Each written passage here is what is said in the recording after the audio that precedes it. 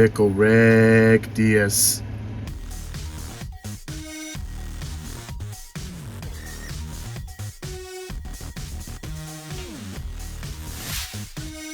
If you guys cringed at that joke, I don't blame you. How's it going, guys? It is Plastic Disasta back with another review, and today we are going to take a look at the Master Grade Rick Diaz from the Zeta Gundam anime. Now, just to get this out of the way, there's two different versions of the MG Rick Diaz. What I have right now is the Quattro Magina version, or the Char version, and there is the regular Rick Diaz. And from what I heard, there are some differences, but unfortunately I don't have the regular Rick Diaz, so I can't make that comparison. So taking a look at the box art, we see the Rick Diaz just flying through like an explosion. You got his buddy with him and the Argama in the background. So taking a look at this side of the box, we have the front and rear shot of the kit. Keep on moving, it shows the cockpit, and then we also got the body, legs, and close-ups of the thrusters as well.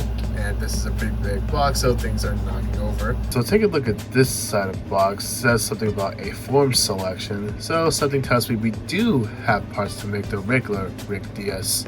And moving on down just shows off the weapons. So cracking open the box, we got 6 bags of runners.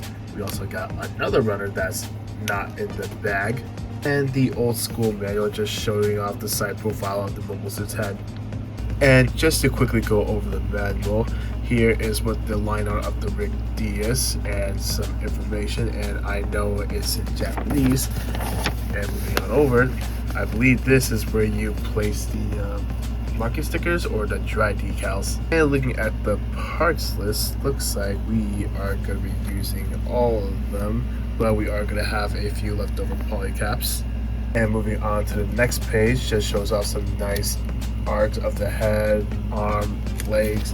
And moving on to the next page, the body and the weapons. And moving on to the next page, which is the middle of the manual, we have some nice CG render.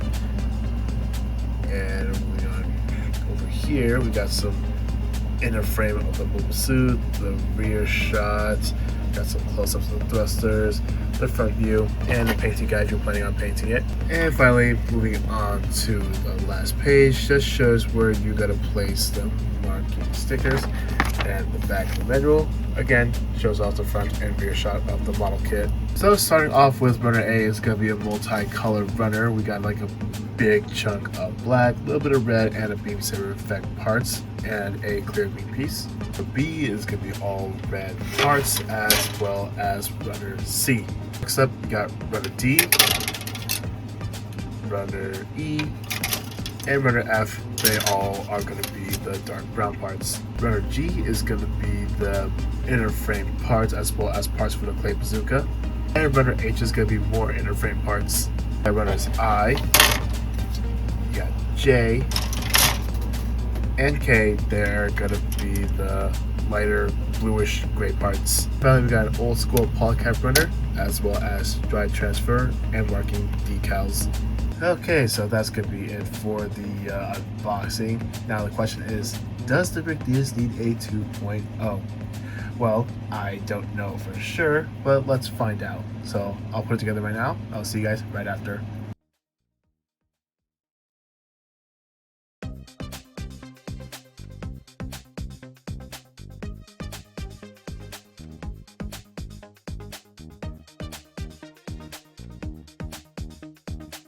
And here's the Rick Diaz all put together, and yeah, it is a semi-chunky boy.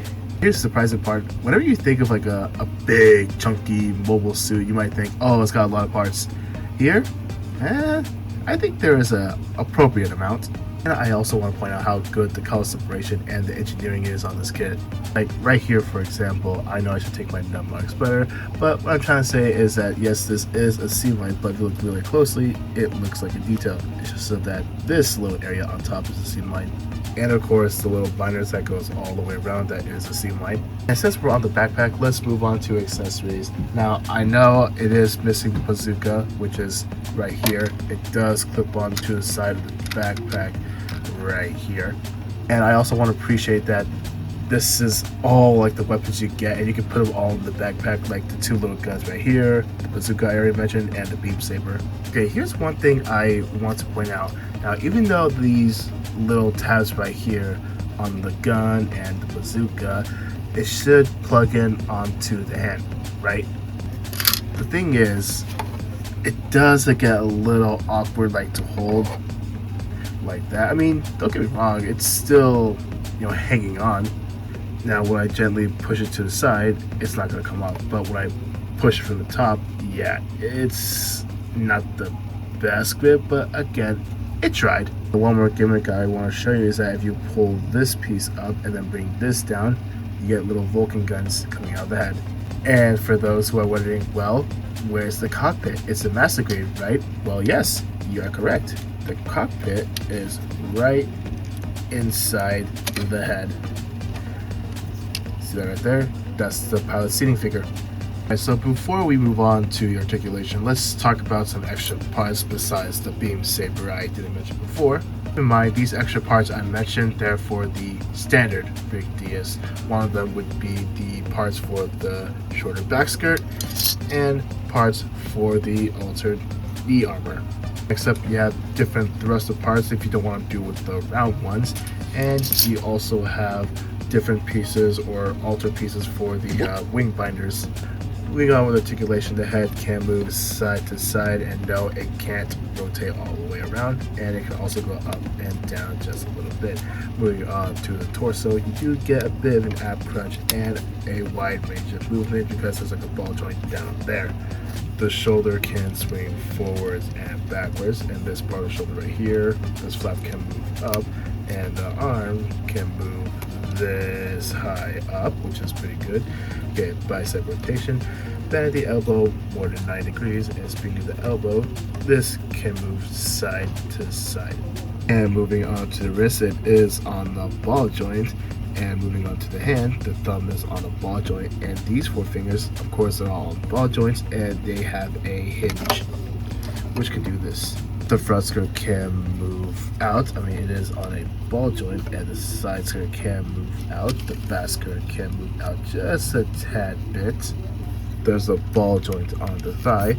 The knee is double bent, but it is a little bit more than 90.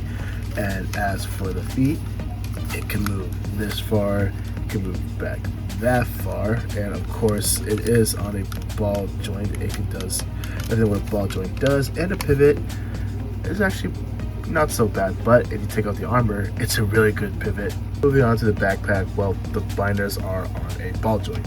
Overall, the articulation on the kit is, well, it's not bad, but despite its age, just don't expect anything, you know, super dynamic or crazy. Maybe because due to design, you are a bit limited.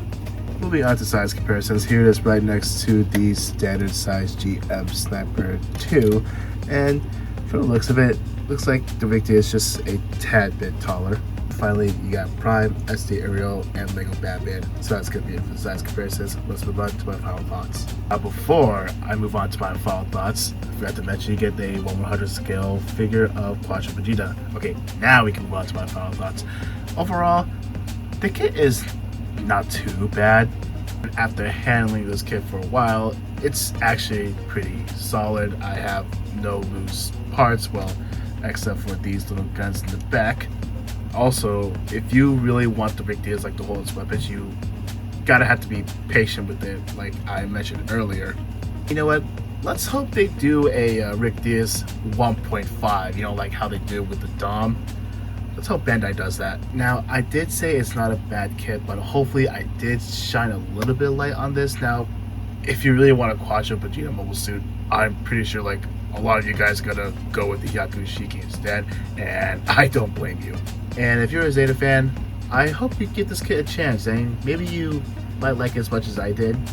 Alright, so that's gonna be it for the video. I want to say thank you guys so much for watching. If you guys are new here, want to see more content like this, be sure to subscribe. Questions, concerns, comment down below. See you in the next one. Should I apologize for the cringy joke I made in the intro of the video? Nah.